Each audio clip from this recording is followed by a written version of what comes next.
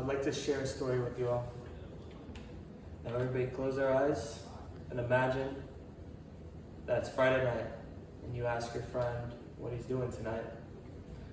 He decides that it's a good idea to go to a club.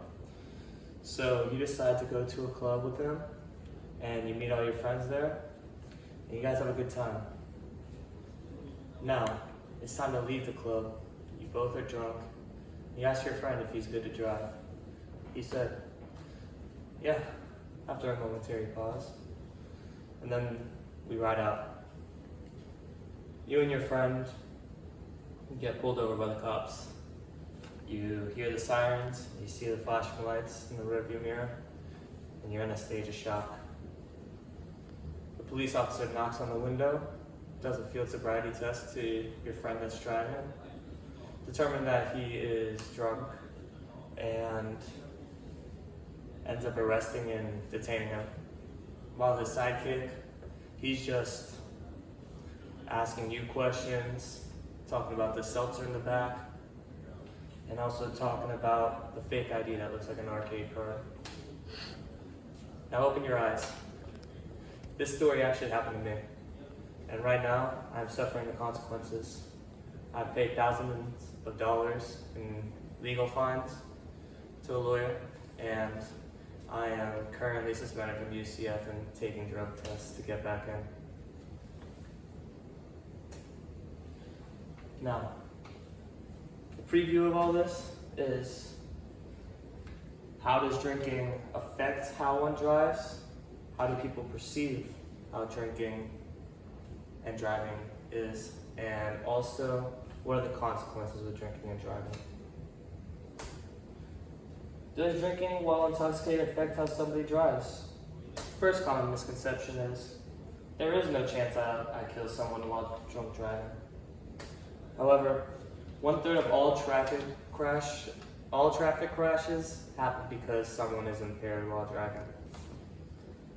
Well, you may be thinking, oh, 3 shots, 3 drinks wouldn't hurt me. However, only 3 drinks impairs your coordination. So you may be thinking, all right, well, I'll just limit myself to 2 drinks. Well, that's not even good enough to drive because that impairs your vision. Now that I've told you the common misconceptions, I'll show you how people perceive drinking and driving. Now for this first graph, it may be difficult to read. However, 43% of people think that they can drive under no alcohol. They're fit to drive with only 0 beverages. So that leads 57 people to think that they are fit to drive with alcohol in their system. 10 of which thinks that they're good to drive after 4 drinks. This is unbelievable. It's a bad statistic because people don't understand how you can hurt someone. And they might think that it's their last chance to get home or something, but it's really not worth it. The next one is maybe a little blurry as well. This is 50% of the chart. These are people that were asked whenever they were pulled over what their reason was for drinking and driving. There's options over here that are saying that the Uber was too much or their home is really close. But 50% of people didn't have a reason whatsoever on why they drove while drinking. Now that you know the statistics of how people perceive, I will tell you the consequences.